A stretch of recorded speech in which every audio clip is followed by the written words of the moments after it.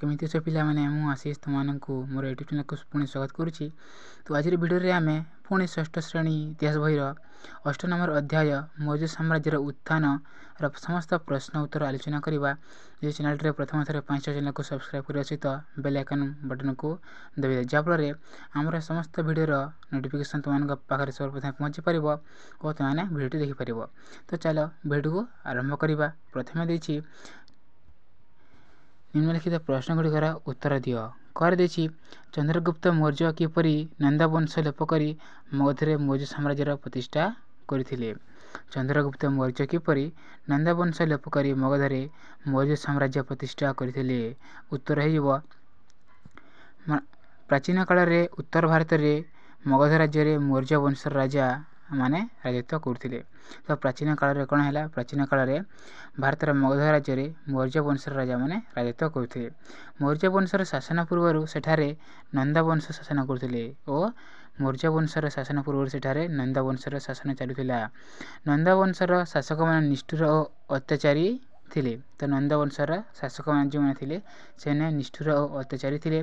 सेमाना कुशासन रे लोक माने अतिष्ठ होई पड़िथिले। चाणक्य नामक जड़े ज्ञानी पंडित मगधरु नंदा वंश लोप करने उद्देश्य मौर्य वंश जन्मित चंद्रगुप्त साहाय्य नहीं। तो चाणक्य नामक जड़े ज्ञानी पंडित कौन कहते से मगधरु नंदा वंश को लोप करने से उद्देश्य मौर्य वंश जन्मित चंद्रगुप्त साहाय्य नहीं।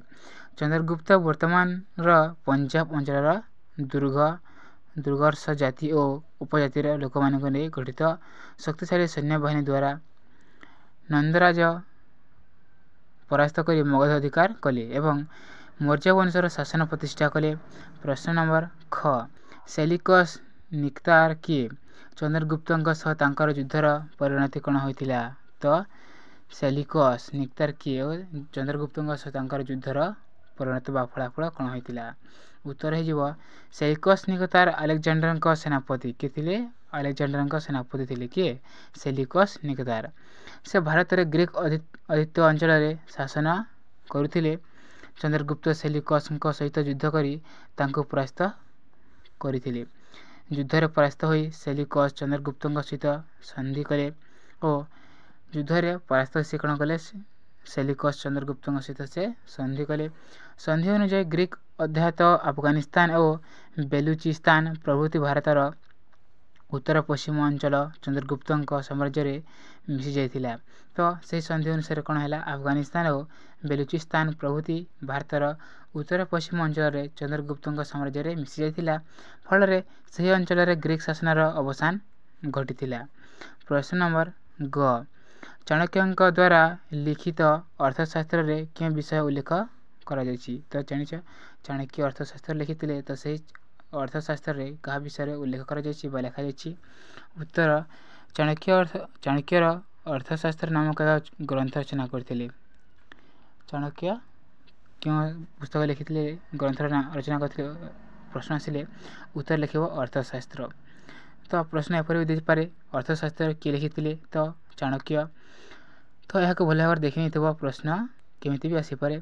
एक ग्रंथ रे मौर्य साम्राज्यर शासन पद्धति एवं राजनैतिक सामाजिक और अर्थनैतिक व्यवस्था करा जायछि। तो यह ग्रंथ रे कौन है मौर्य साम्राज्यर शासन पद्धति और राजनैतिक सामाजिक और अर्थनैतिक विषय रे वर्णना करा जायछि।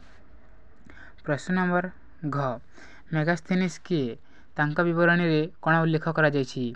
उत्तर मेगास्थेनिस किए और तांका विवरणी रे कौन उल्लेख करा जायछि।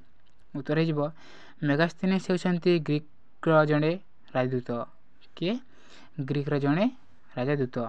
ग्रीक राजा सेलिकस निक्तार निर्देश से चंद्रगुप्त मौर्य दरबार को आसी क्या निर्देश सेलिकस निक्तार उद्देश्य से मौर्य दरबार रे दीर्घ 5 वर्ष काल समय रही समय भारत बहु अंचल बुली देखिले और से कौन था जो 5 वर्ष रही से भारत विभिन्न अंचल को बुली बुली देखी। भारत संबंध से जो विवरणी पुस्तक लिखी तार नाम इंडिका। से क्यों पुस्तक लिखी मेगास्थेनिस इंडिका लिखी है पुस्तक नाम इंडिका। से मौर्य राजत्व और शासन व्यवस्था विशेषकर पौर शासन विषय में अनेक तथ्य वर्णना कर कौन थे शासन व्यवस्था विषय में आलोचना कर ଆହୁରି ମଧ୍ୟ ସେ ମୌର୍ଯ୍ୟ ରାଜପ୍ରାସାଦ ଓ ପାଟଳିପୁତ୍ର ନଗରର ବର୍ଣ୍ଣନା ଏଥିରେ କରିଛନ୍ତି। ସେ ମୌର୍ଯ୍ୟ ରାଜପ୍ରାସାଦ ଓ ପାଟଳିପୁତ୍ର ନଗରୀର ବର୍ଣ୍ଣନା କରିଛନ୍ତି। ଏବେ ଆମେ ଯିବା ପ୍ରଶ୍ନ ନମ୍ବର 1କୁ। ପ୍ରଶ୍ନ ନମ୍ବର 1ରେ ଦେଇଛି କଳିଙ୍ଗ ଯୁଦ୍ଧର କାରଣ ଓ ଫଳାଫଳ କ'ଣ? କଳିଙ୍ଗ ଯୁଦ୍ଧର କାରଣ କ'ଣ ଥିଲା ଓ ତା'ର ଫଳାଫଳ କ'ଣ ଥିଲା? ଉତ୍ତର ଲେଖିବା ଖ୍ରୀଷ୍ଟପୂର୍ବ 273 ମସିହାରେ ଅଶୋକ ମୌର୍ଯ୍ୟ ସାମ୍ରାଜ୍ୟର ଶାସକ ହୋଇଥିଲେ। ତ ଖ୍ରୀଷ୍ଟପୂର୍ବ 273 ମସିହାରେ କ'ଣ ଥିଲା? ଅଶୋକ ମୌର୍ଯ୍ୟ ସାମ୍ରାଜ୍ୟର ଶାସକ ହୋଇଥିଲେ। ତାଙ୍କ ରାଜ୍ୟ ମଗଧ ନିକଟରେ ଥିବା ଏକ ସ୍ୱାଧୀନ ଓ ଶକ୍ତିଶାଳୀ ରାଷ୍ଟ୍ର କଳିଙ୍ଗର ସ୍ଥିତିକୁ ସେ ସହ୍ୟ କରିପାରିନଥିଲେ ଓ ତାଙ୍କ ରାଜ୍ୟ ବା ତାଙ୍କ ପଡ଼ୋଶୀ ନିକଟରେ ଗୋଟେ ରାଜ୍ୟ ଥିଲା ଯାହାକି ମଗଧ ରାଜ୍ୟ।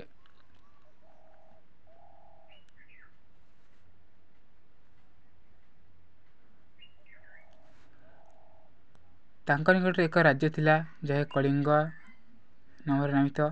ସେ ରାଜ୍ୟକୁ ସେ ସହ୍ୟ କରିପାରିନଥିଲେ। ଏହି କଳିଙ୍ଗ ରାଷ୍ଟ୍ର ବର୍ତ୍ତମାନର ଓଡ଼ିଶା ରାଜ୍ୟ ଥିଲା। ବିପୁଳ ଐଶ୍ୱର୍ଯ୍ୟର ଅଧିକାରୀ ଓ ବାଣିଜ୍ୟ କାରବାରରେ ପେଣ୍ଠସ୍ଥଳୀ। ତ ସେ କଳିଙ୍ଗ ଆଜି ବର୍ତ୍ତମାନର ଓଡ଼ିଶା ଅଛି। ମଗଧ ସାମ୍ରାଜ୍ୟର ଅର୍ଥନୈତିକ ସ୍ଥିତିକୁ ସୁଦୃଢ଼ କରିବା ପାଇଁ ଖ୍ରୀଷ୍ଟପୂର୍ବ 261ରେ ଅଶୋକ କଳିଙ୍ଗ ଆକ୍ରମଣ କରିଥିଲେ। ତ ପ୍ରଶ୍ନ ଆସିବ ଅଶୋକ କେବେ କଳିଙ୍ଗ ଆକ୍ରମଣ କରିଥିଲେ? ଉତ୍ତର ଲେଖିବ ଖ୍ରୀଷ୍ଟପୂର୍ବ 261ରେ ଅଶୋକ କଳିଙ୍ଗ ଆକ୍ରମଣ କରିଥିଲେ। ଅନେକ ବିଶ୍ୱାସ କରନ୍ତି ଯେ ଶକ୍ତିଶାଳୀ କଳିଙ୍ଗ ବାହିନୀ ଭୁବନେଶ୍ୱରର ଦୟାନଦୀ କୂଳରେ ଥିବା ଧଉଳି ପାହାଡ଼ ନିକଟରେ ଅଶୋକଙ୍କ ସେନା ବାହିନୀକୁ ପ୍ରତିରୋଧ କରିଥିଲେ। କଳିଙ୍ଗ ସେନାର ପ୍ରବଳ ପରାକ୍ରମ ଅଶୋକଙ୍କ ସେନା ସମ୍ମୁଖରେ ପରାଜୟ ବରଣ କରିଥିଲା। ତ କଳିଙ୍ଗର ସେନାର ପ୍ରବଳ ପରାକ୍ରମ ଅଶୋକଙ୍କ ସେନା ସମ୍ମୁଖରେ ପରାଜୟ ବରଣ କରିଥିଲା। ଏହି ଯୁଦ୍ଧରେ 1 ଲକ୍ଷ ଲୋକ ନିହତ ହେଲେ। ତ ସେ କଳିଙ୍ଗ ଯୁଦ୍ଧରେ କେତେ ଲୋକ ନିହତ ହୋଇଥିଲେ? 1 ଲକ୍ଷ ଲୋକ ନିହତ ହୋଇଥିଲେ ଏବଂ 1.5 ଲକ୍ଷ ଲୋକଙ୍କୁ ବନ୍ଦୀ କରାଯାଇଥିଲା। 1.5 ଲକ୍ଷ ଲୋକଙ୍କୁ ବନ୍ଦୀ କରାଯାଇଥିଲା। ଯୁଦ୍ଧ ଜନିତ ମୃତ୍ୟୁ, ରକ୍ତପାତ ଓ କ୍ଷୟକ୍ଷତି ଓ ଆହତ ସୈନ୍ୟମାନଙ୍କର ଆର୍ତ୍ତନାଦ ଅଶୋକଙ୍କ ହୃଦୟକୁ ବ୍ୟଥିତ କରିଥିଲା। ତ ସେହି ଯୁଦ୍ଧରେ ମୃତ୍ୟୁ ଓ ରକ୍ତପାତ ହୋଇଥିବା ଓ କ୍ଷୟକ୍ଷତି ଯୋଗୁଁ ଅଶୋକଙ୍କ ହୃଦୟରୁ ବ୍ୟଥିତ ହେଲା। ତାଙ୍କର ହୃଦୟର ପରିବର୍ତ୍ତନ ହୋଇଥିଲା। ସେଠାରେ ସେ ଅସ୍ତ୍ର ତ୍ୟାଗ କରି ଜୀବନରେ ଆଉ ଯୁଦ୍ଧ କରିବେ ନାହିଁ ବୋଲି ସ୍ଥିର କରିଥିଲେ ଓ ସେହି ଯୁଦ୍ଧ ପରେ ସେ କ'ଣ ହେଲା? ଆଉ ଯୁଦ୍ଧ କରିବେ ନାହିଁ ବୋଲି ସେ ବର୍ଣ୍ଣନା ବା କହିଥିଲେ। କଳିଙ୍ଗ ଯୁଦ୍ଧ ଅଶୋକଙ୍କ ଜୀବନଧାରାକୁ ସମ୍ପୂର୍ଣ୍ଣ ରୂପେ ବଦଳାଇ ଦେଇଥିଲା। କଳିଙ୍ଗ ଯୁଦ୍ଧ ଯୋଗୁଁ ହୋଇଥିବା ରକ୍ତପାତ ହିଁ ଅଶୋକଙ୍କ ଚଣ୍ଡାଶୋକରୁ ଧର୍ମାଶୋକରେ ପରିଣତ କରାଇଥିଲା। ତ ଯେଉଁ କଳିଙ୍ଗ ଯୁଦ୍ଧ ହୋଇଥିଲା ସେଥିପାଇଁ ଯେଉଁ ସମ୍ରାଟ ଅଶୋକ କ'ଣ ଥିଲେ? ଚଣ୍ଡାଶୋକରୁ ଧର୍ମାଶୋକରେ ପରିଣତ କରାଇଥିଲେ। ଏହି ଯୁଦ୍ଧ ପରେ ଅଶୋକ ବୌଦ୍ଧ ଧର୍ମ ଗ୍ରହଣ କରିଥିଲେ। ତ କଳିଙ୍ଗ ଯୁଦ୍ଧ ପରେ ଅଶୋକ କେଉଁ ଧର୍ମ ଗ୍ରହଣ କରିଥିଲେ? ଉତ୍ତର ଲେଖିବ ବୌଦ୍ଧ ଧର୍ମ। ପ୍ରଶ୍ନ ନମ୍ବର 6 କଳିଙ୍ଗ ଯୁଦ୍ଧ ଅଶୋକଙ୍କ ମନରେ କାହିଁକି ପରିବର୍ତ୍ତନ ଆଣିଥିଲା? ସେ କାହିଁକି କଳିଙ୍ଗ ଯୁଦ୍ଧ ପରେ ତାଙ୍କ ମନରେ ପରିବର୍ତ୍ତନ ଆସିଥିଲା ଓ ସେ ବୌଦ୍ଧ ଧର୍ମ ଗ୍ରହଣ କରିଥିଲେ?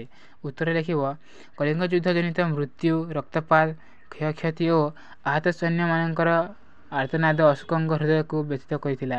ତ ସେ ଯୁଦ୍ଧରେ କ୍ଷୟକ୍ଷତି ହୋଇଥିବା ବା ରକ୍ତପାତ ହୋଇଥିବା ଓ ମୃତ୍ୟୁବରଣ କରିଥିବା ସୈନ୍ୟମାନଙ୍କୁ ଦେଖି ତାଙ୍କ ହୃଦୟକୁ ବ୍ୟଥିତ ହେଲା ବା ତାଙ୍କର ହୃଦୟ ପରିବର୍ତ୍ତନ ହୋଇଥିଲା ଓ ସେଥିପାଇଁ ତାଙ୍କର ହୃଦୟ ପରିବର୍ତ୍ତନ ହୋଇଥିଲା। ସେଠାରେ ସେ ଅସ୍ତ୍ର ତ୍ୟାଗ କରି ଜୀବନରେ ଆଉ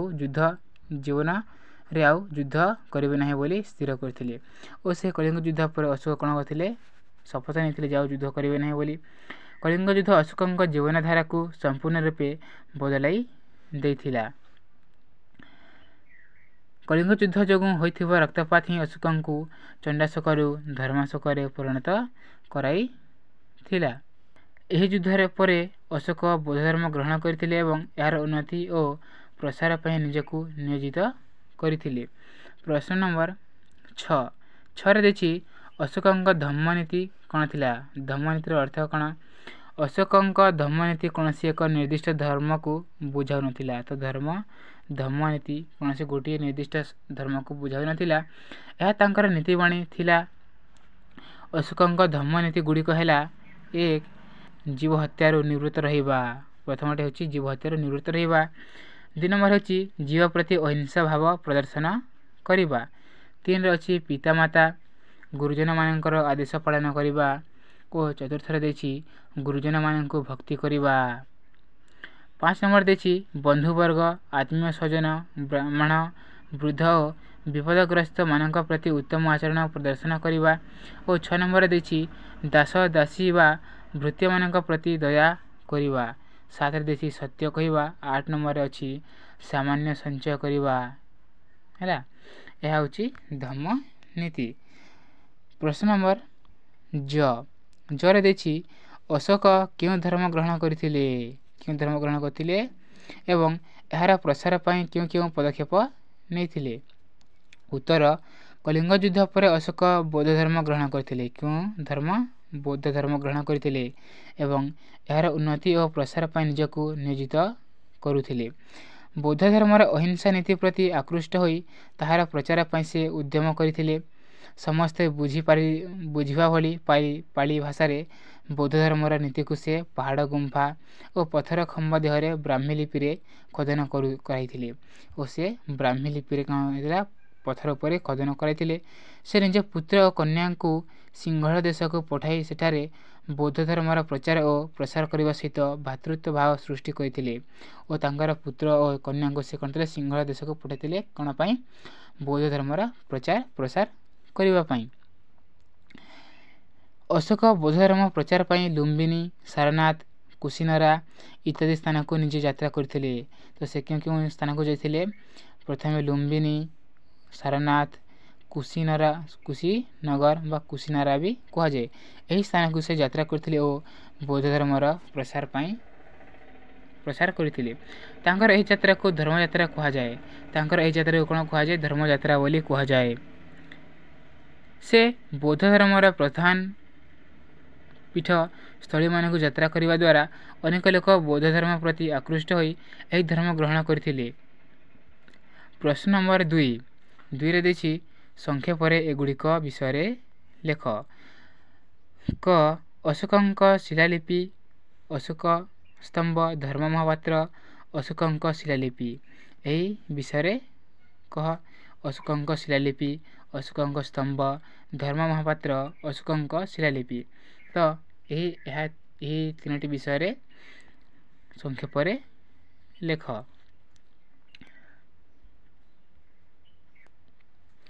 ଅଶୋକ ବୌଦ୍ଧ ଧର୍ମର ପ୍ରସାର ପାଇଁ ଅନେକ ସ୍ତମ୍ଭ, ସ୍ତୂପ ଓ ବିହାରମାନ ସାମ୍ରାଜ୍ୟର ବିଭିନ୍ନ ସ୍ଥାନରେ ନିର୍ମାଣ କରିଥିଲେ। ଭୁବନେଶ୍ୱର ନିକଟବର୍ତ୍ତୀ ଧଉଳି ପାହାଡ଼ ଓ ଗଞ୍ଜାମ ଜିଲ୍ଲାର ଜଉଗଡ଼ଠାରେ ତାଙ୍କର ଏକ ଶିଳାଲିପି ଦେଖିବାକୁ ମିଳେ। ତାଙ୍କ ନିର୍ଦ୍ଦେଶରେ ଶିଳା ଓ ସ୍ତମ୍ଭମାନଙ୍କରେ ପ୍ରଜା ଓ ରାଜକର୍ମଚାରୀମାନଙ୍କ ପ୍ରତି ଉଦ୍ଦିଷ୍ଟ ଅନୁଶାସନମାନ ଖୋଦିତ ହୋଇଥିଲା। ଏଥିରେ ଜନସାଧାରଣଙ୍କୁ ସେମାନଙ୍କ କର୍ତ୍ତବ୍ୟ ବିଷୟରେ ସଚେତନ କରାଇବା ପାଇଁ ନୀତିବାଣୀମାନ ଖୋଦିତ ହୋଇଥିଲା। ଏହା ଅଶୋକ ସ୍ତମ୍ଭ କ'ଣ ଦେଖିବା? ତ ଅଶୋକ ନିର୍ମାଣ କରିଥିବା ପ୍ରାସାଦ, ସ୍ତୂପ ଓ ସ୍ତମ୍ଭମାନଙ୍କ ମଧ୍ୟରୁ ସାରନାଥରେ ନିର୍ମିତ ସ୍ତମ୍ଭ ପ୍ରଧାନ। ତ ସେ ଯେଉଁ ସ୍ତୂପ ସ୍ତମ୍ଭମାନ ନିର୍ମାଣ କରିଥିଲେ ସେମାନଙ୍କ ମଧ୍ୟରେ ସାରନାଥରେ ଥିବା ନିର୍ମିତ ସ୍ତମ୍ଭ ପ୍ରଧାନ ଅଟେ। ଏହି ସ୍ତମ୍ଭର ଶୀର୍ଷ ଦେଶରେ 4 ଗୋଟି ସିଂହ ଅଛି। ତ ସେହି ସ୍ତମ୍ଭର ତାର ପାଦଦେଶରେ 4ଟି ସିଂହ ରହିଛି। ସେହି ସିଂହ 4 ଦିଗକୁ ମୁହଁ କରି ରହିଛନ୍ତି ଓ ସେ ସିଂହମାନେ ପୂର୍ବ, ପଶ୍ଚିମ, ଉତ୍ତର, ଦକ୍ଷିଣ 4 ଦିଗକୁ ମୁହଁ କରି ରହିଛନ୍ତି। ଏହି ସ୍ତମ୍ଭର ଉଚ୍ଚତା 2.15 ମିଟର ଅଟେ। ଏହି ଅଶୋକ ସ୍ତମ୍ଭରେ 4 ଗୋଟି ସିଂହ, ଗୋଟିଏ ଘୋଡ଼ା, ଗୋଟିଏ ହାତୀ ଏହି ଅଶୋକ ସ୍ତମ୍ଭର 4 ଗୋଟି ସିଂହ ଥିଲା, ଗୋଟିଏ ଘୋଡ଼ା ଥିଲା ଓ ଗୋଟିଏ ହାତୀ ଓ ଗୋଟିଏ ଷଣ୍ଢର ଚିତ୍ର ଅଛି। ଏଥିରେ ଥିବା ଧର୍ମଚକ୍ରଟି ସତ୍ୟର ପ୍ରତୀକ। ଏଥିରେ 24ଟି ଅର ରହିଛି। ଅଶୋକ ସ୍ତମ୍ଭରେ 24ଟି ଅର ଅଛି। ଭାରତ ସରକାର ଅଶୋକ ସ୍ତମ୍ଭର ଏହି ସିଂହକୁ ଜାତୀୟ ସଂକେତ ରୂପେ ଗ୍ରହଣ କରିଛନ୍ତି ଓ ଚିହ୍ନ ମଧ୍ୟରେ ଥିବା ଚକ୍ରକୁ ଜାତୀୟ ପତାକାରେ ସ୍ଥାନ ଦିଆଯାଇଛି। ଏହି ସିଂହ ଚିହ୍ନଟିକୁ ଅଶୋକ ସ୍ତମ୍ଭ ଭାରତୀୟ ମୁଦ୍ରାମାନଙ୍କରେ ସ୍ଥାନ ଦିଆଯାଇଛି। ତ ସେମାନେ ମୁଦ୍ରାରେ ବା ଟଙ୍କାରେ ଦେଖିଥିବ ଯେ ସେଠି ଅଶୋକ ସ୍ତମ୍ଭ ଥାଏ ଓ 3ଟି ସିଂହ ଦେଖିଲା ପରେ ଦିଶୁଥାନ୍ତି। ତା ପଛରେ ଗୋଟିଏ ସିଂହ ଥାଏ, ତାହା ଦେଖାଯାଏ ନାହିଁ। ଏବେ ଅଛି ଧର୍ମ ମହାପାତ୍ର। କ'ଣ? ବୌଦ୍ଧ ଧର୍ମର ପ୍ରଚାର ଓ ପ୍ରସାର ପାଇଁ ଅଶୋକ ଧର୍ମ ମହାପାତ୍ର ନାମକ କର୍ମଚାରୀମାନଙ୍କୁ ନିଯୁକ୍ତ କରିଥିଲେ। ବୌଦ୍ଧ ଧର୍ମ ମହାପାତ୍ରମାନେ କ'ଣ? କର୍ମଚାରୀମାନେ।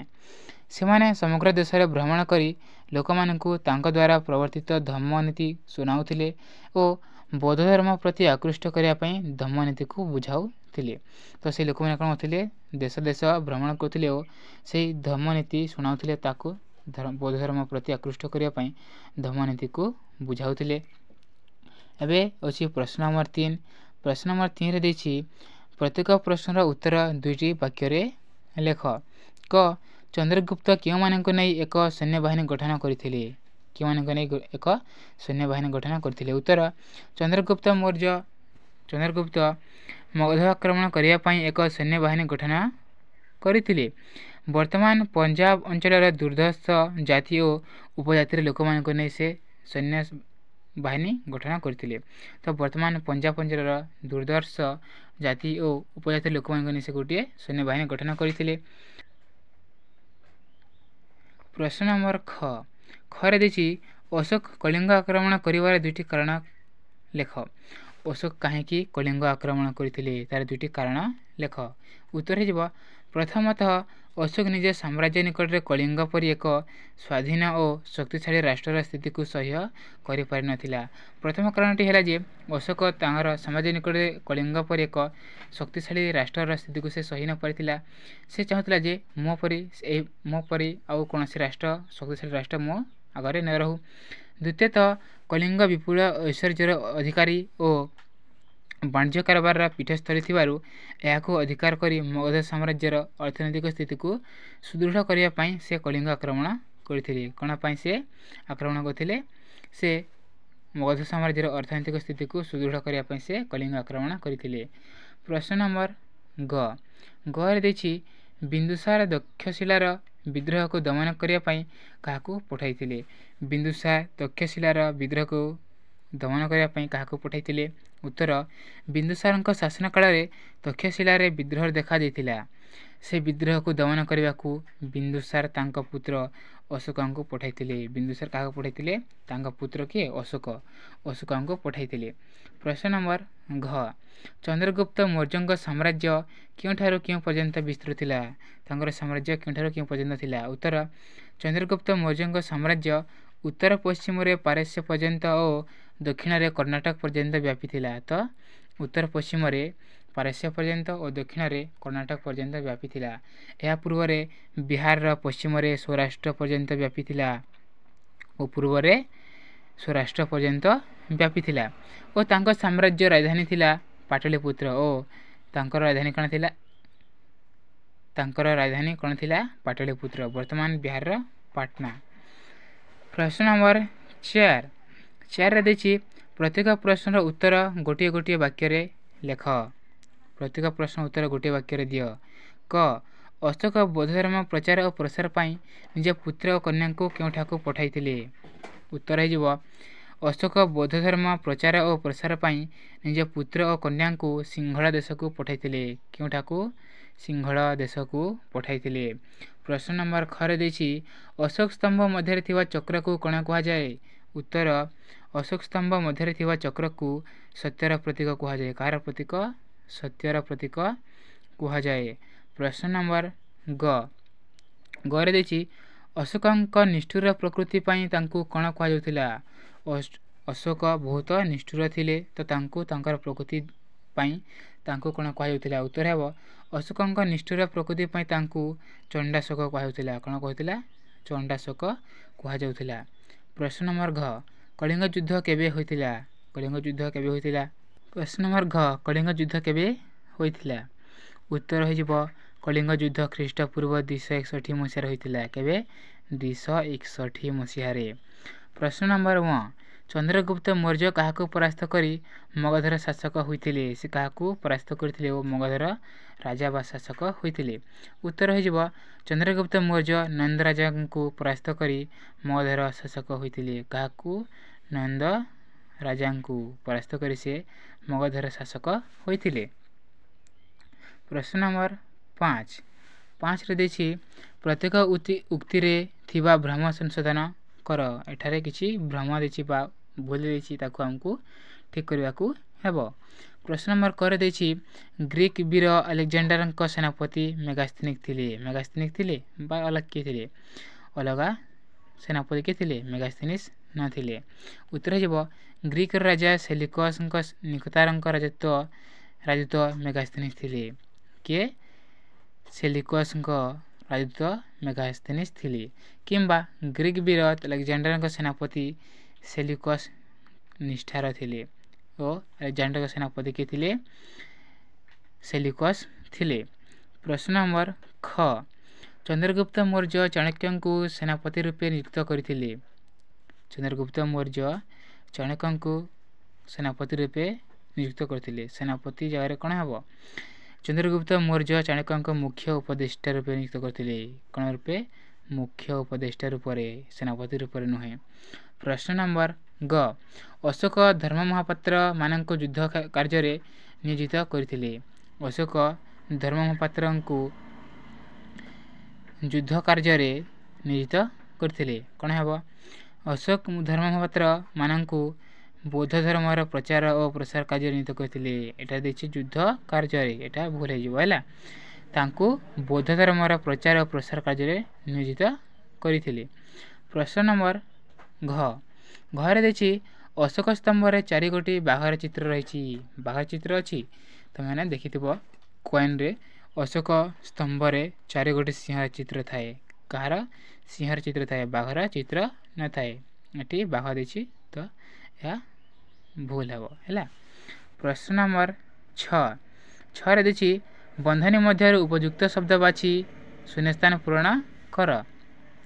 कर देखी मगधर नंद वंश को उल्लेख करने डैक्स शपथ नहीं किए चंद्रगुप्त अशोक चाणक्य सेलिकस निकतार किए चाणक्य शपथ नहीं। प्रश्न नंबर ख मेगास्थेनिस ग्रीक डैक्स थिले कौन थिले राजदूत राजा सेनापति धर्म प्रचारक। उत्तर हो राजदूत थिले। मेगास्थेनिस ग्रीक राजदूत थिले। प्रश्न नंबर ग अशोक कलिंग युद्ध रे डैक्स लोक बंदी करथिले। केते लोक बंदी करथिले। उत्तर रे लिखिब 50,000 1 लाख 1.5 लाख 2 लाख। उत्तर हो 1.5 लाख। अशोक कलिंग युद्ध रे 1.5 लाख लोक बंदी करथिले।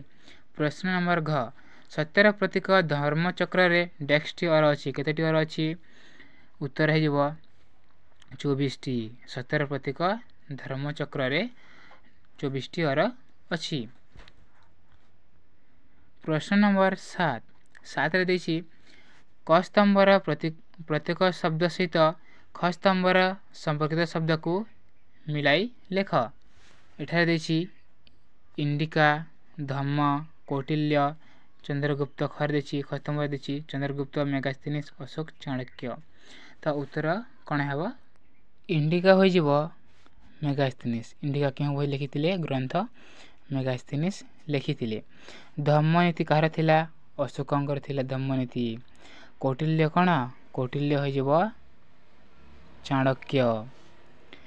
एमिति आहरी वीडियो पाई चैनल को सब्सक्राइब करिया सहित बेल आइकन बटन को दबाई दियो और निज संगमान के पाखा को शेयर कर दियो। धन्यवाद।